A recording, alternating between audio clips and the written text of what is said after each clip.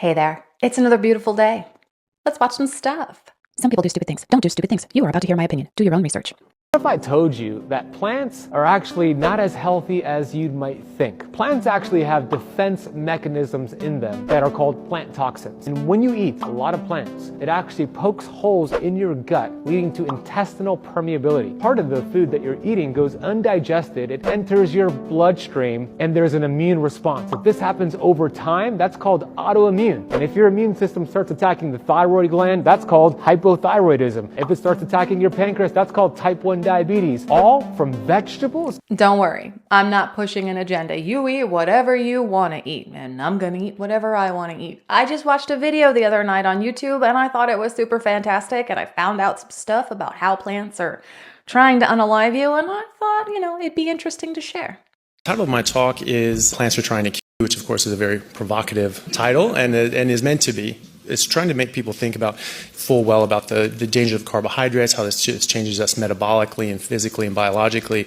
It can cause a lot of harm, but we need to remember as well that there are other chemicals and toxins that exist in the food that we eat that can also cause harm. So let's take a think about this. Okay, so just Botany 101, plants are living organisms and they like to stay living organisms. If you eat them, they and so they have defenses just like any other living organism. And while animals can run away or fight back, plants can't. And so they use a lot of different things, but poison is one of their main deterrents. They use these defense chemicals to poison the animals that are trying to eat them. And they have hundreds of different ones geared towards different animals, insects, and pathogens that are trying to eat them.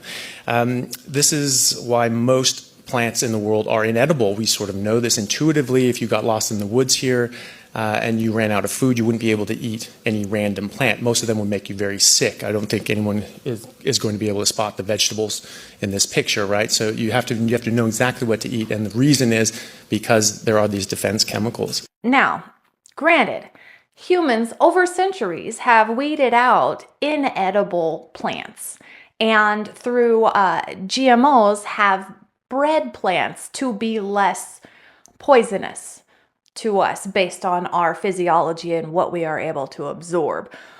But doesn't change the fact that it exists. There are plants that we can't eat for those reasons. And even though the plants that we have modified are less harmful to us, there's still harm that they can cause if not prepared properly. Brussels sprouts had 136 known carcinogens. White mushrooms had over 100. Spinach, kale, lettuce, celery, cabbage, cucumber, broccoli, everything. It had. We literally were given pages with the name of the produce and the number of identified carcinogens, page after page after page. It wasn't a single one. I looked and I was like, okay, what's the lowest number here? Yeah. It wasn't a single one under 60. I'm like, this is nuts. Yeah. And I remember thinking in my head, I was like, this is crazy. We were all looking around wildly, like I was like, this must be a joke. Someone must be in on it, looking for someone smirking or something like that. Nothing like that. And finally, it just dawned on us. I'm like, my God, this guy's serious. And I remember thinking in my head, I was like, but vegetables are still good for you though, right? I hated them. I never ate them. And he, like, just perfect timing. I felt like he read my mind because he just looked at us and he said, I don't eat salad. I don't eat vegetables. I don't let my kids eat vegetables. Plants are trying to kill you. So I was like, right. I understand that plants aren't actively trying to, unalive people. That's not like their main goal in life. They're just trying to preserve themselves, just as animals would if you try to take them out and they gore you or try to bite you or eat you or whatever. And that's why we don't eat certain animals, because they're trying to get you. And we have bred animals that we do, popularly eat in different regions. We have bred them to be more docile so that when we do take them out, it's not like they're trying to eat us, because we don't eat those animals. Just like we don't eat the plants that are trying to take us out. And we have bred the plants that we can breed the trying to take us outness of. And we eat those. This is how apple seeds can kill you. Apple seeds contain amygdalin. One of the components of amygdalin is cyanide. And when it mixes with the stomach acids and digestive juices, it turns into the highly poisonous hydrogen cyanide. A lethal dose can kill in minutes. Cyanide stops the cell producing ATP or energy. Without energy, the muscles can't contract. Two muscles you can't do without. The diaphragm, which sits below the lungs and helps you breathe. And your heart, the cardiac muscle. If these stop functioning, you'll have a cardiac arrest. Now, death by apple seed is very unlikely, because the amygdalin is only active if the seeds are crushed or chewed. Whole unbroken seed will go right through you. The human body can process hydrogen cyanide in small doses. A couple of seeds are harmless. Probably need to eat around 150 to be at risk of cyanide poisoning. So remember, an apple a day might keep the doctor away, but apple seeds are not what your body needs. So the reason the apple evolved in that way is because they don't want the animals to eat the seeds.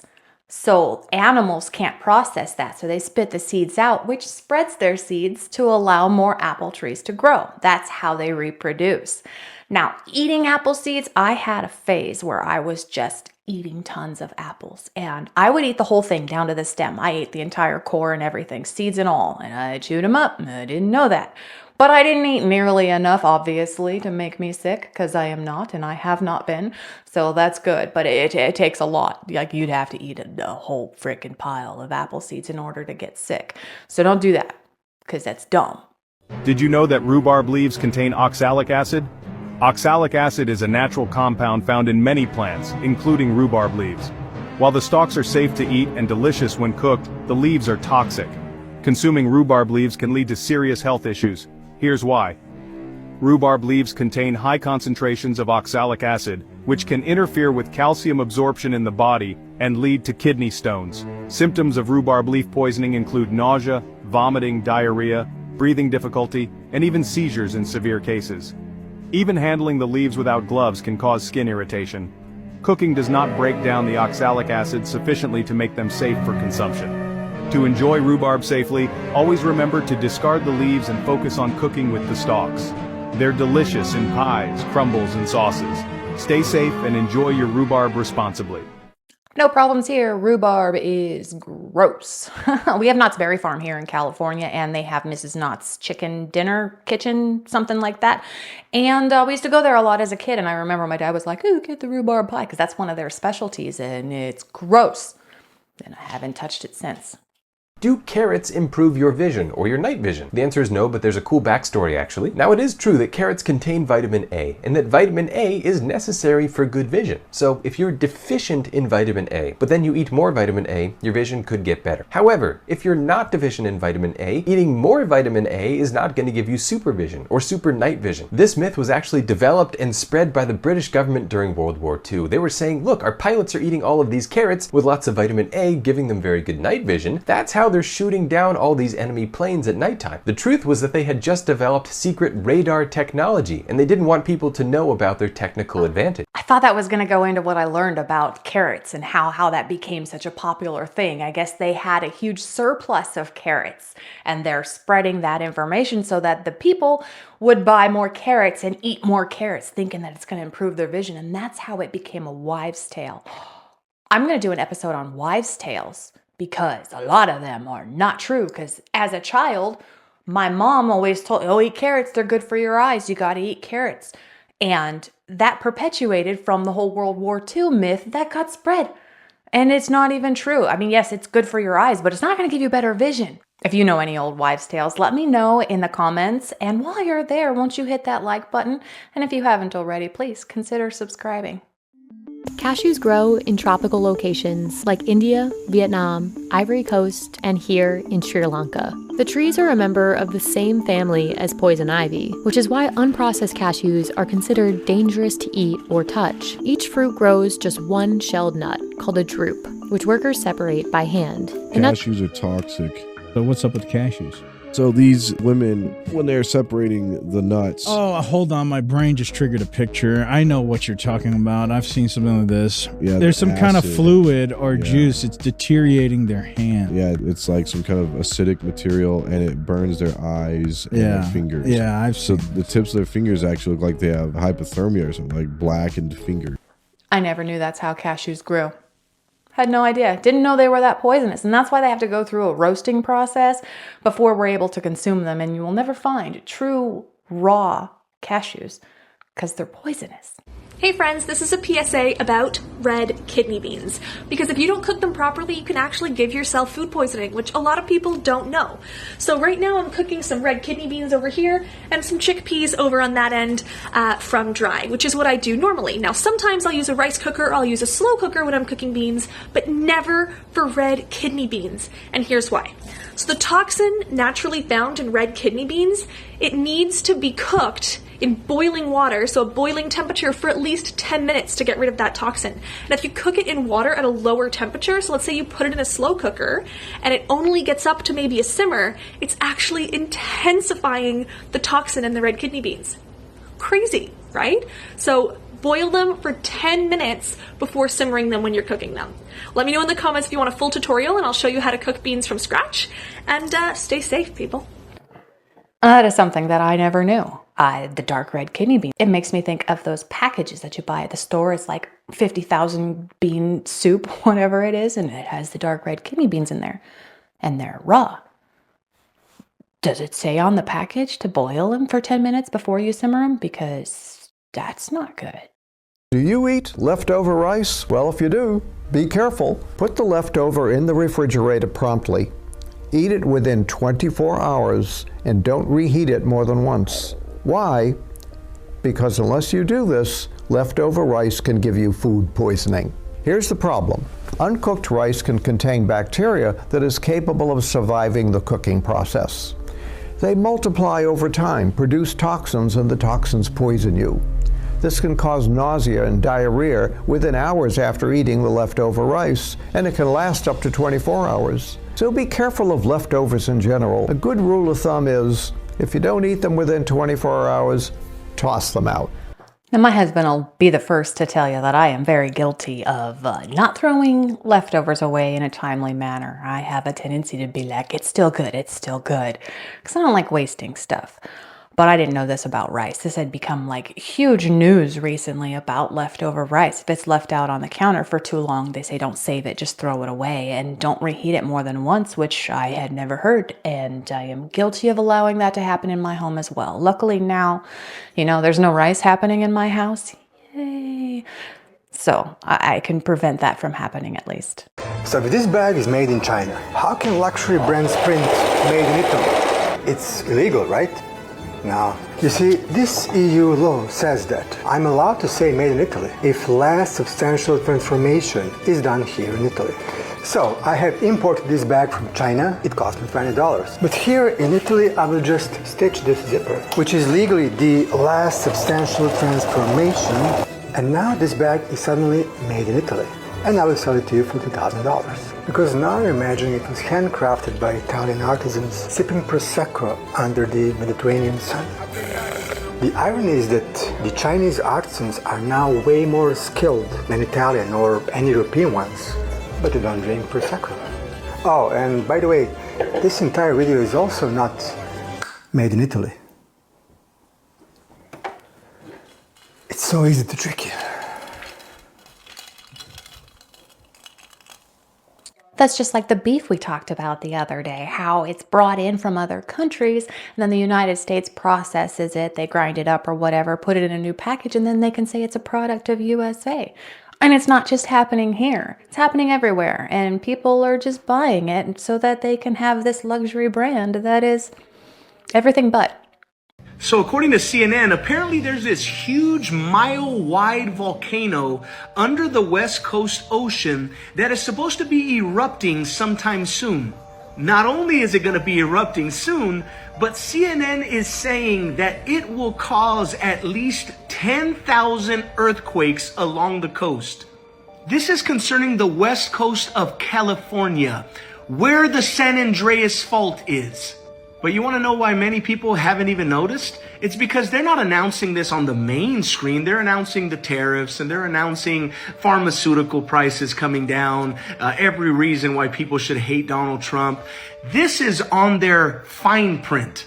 You know, the very small letters on the bottom of the screen that nobody ever reads, but that's typically where the real news is happening. Search it up and you will find that there is that fine print on the bottom of the screen of CNN News that is announcing those 10,000 earthquakes that are expected.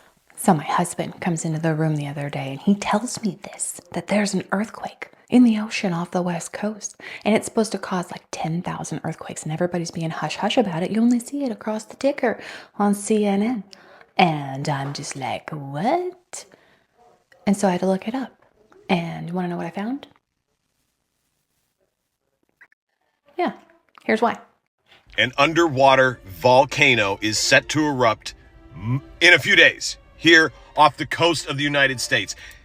That is exactly the post I saw here on TikTok that has literally millions of views. That exact title. So of course, what did I do? I went and looked it up. Yes, in fact, there is. Off the coast of the United States, there is a deep underwater volcano that, according to geologists, is set to erupt because the ground is swelling, and it's going to be an underwater volcano of massive eruption in a few days. And it could trigger 8,000 earthquakes across the world. Now, if you only listen to that TikTok, you would think the world's about to be in serious trouble. Apocalypto.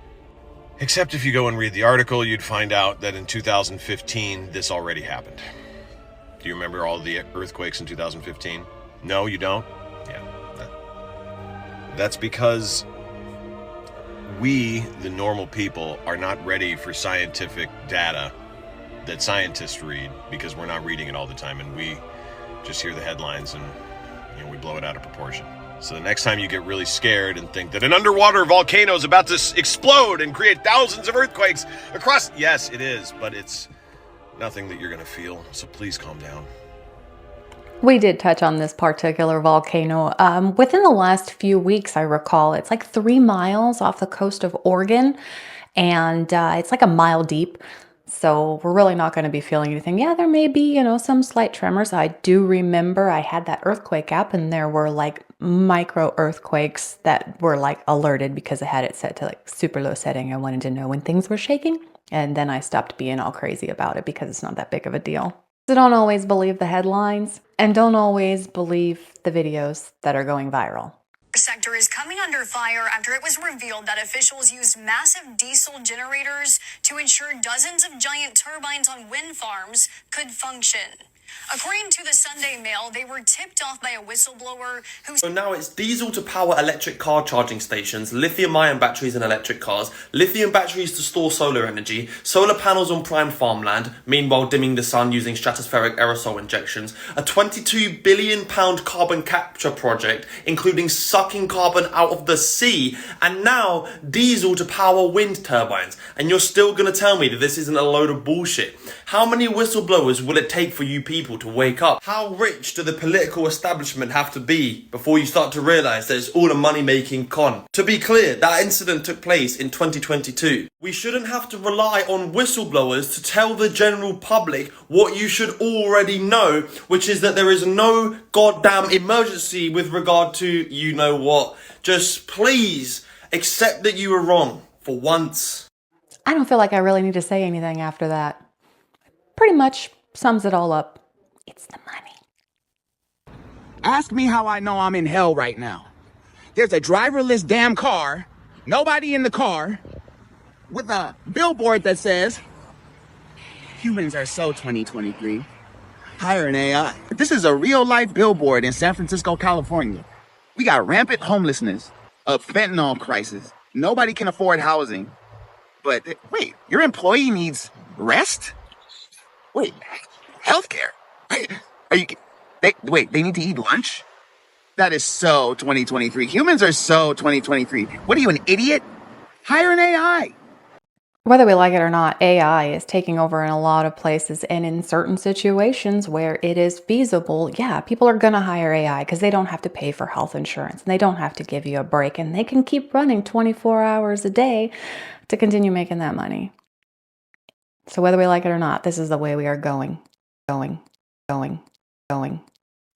Just kidding. I'm not AI. All right, here's part 2 of our series. Video editing, which would usually be something that's far from noteworthy, had it not been for the actual contents of her videos. My channel. I would love it if you subscribe to my channel and give this video a big thumbs up for more awesome videos just like this one.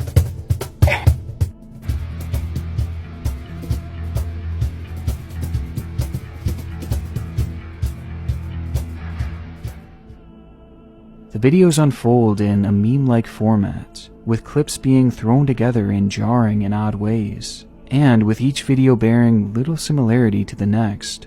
That is, minus the appearance of Piper herself, as well as a constant and disturbing air of realization. Some videos showcase crude humor that you would expect from a fully grown adult, and others feature much more disturbing edits.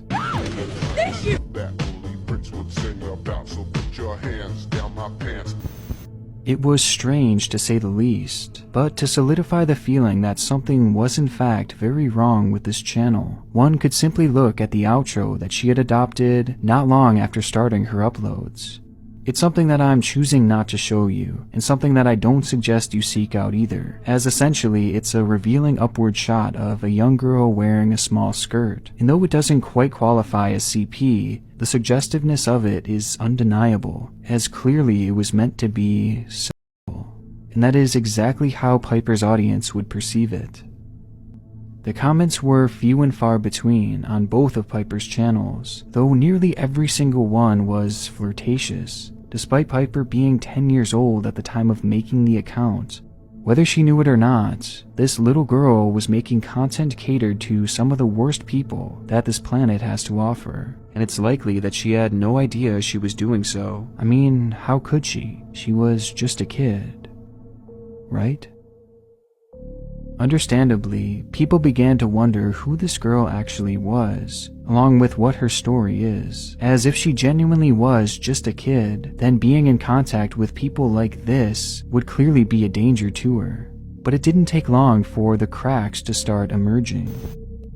For starters, across Piper's videos, it's blatantly obvious that different girls are shown in many uploads, sometimes famous actresses, often from clips taken from The Amanda Show, as well as Lazy Town, while others are of child YouTube stars, typically— I had to cut a part out that was a little questionable just because the last thing I need is a YouTube strike when this is just a deep dive into something that is obviously very sick and twisted, and it's making me a little uncomfortable, but I'm really curious to see who's actually behind this, if we do find out who's actually behind this. Like I said, there's quite a few parts, and we're going to continue in the next episode. On that note, I'm calling it for today. Thank you so much for sharing your time with me. Please come on back, because we're going to watch some new stuff. I'll say different things, and it's going to be fantastic. Until then, have a wonderful day.